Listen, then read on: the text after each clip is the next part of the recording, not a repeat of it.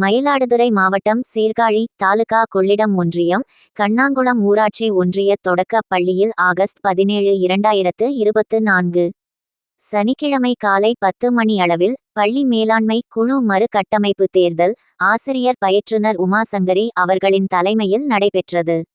இதில் 24 SMC உறுப்பினர்களும் சீருடையில் வருகை புரிந்து தலைவி மற்றும் துணை தலைவியை தேர்ந்தெடுத்து உறுதிமொழி எடுத்து கொண்டனர். உறுப்பினர்கள் அனைவருக்கும் பாராட்டு சான்றிதழ் வழங்கப்பட்டது. அதனைத் தொடர்ந்து தேநீர், இனிப்புகள் வழங்கி சிறப்பிக்கப்பட்டது.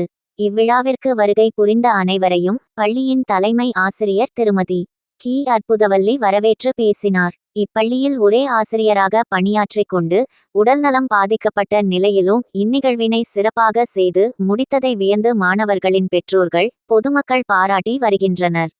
செய்தியாளர் பெருமா மணிவண்ணன்.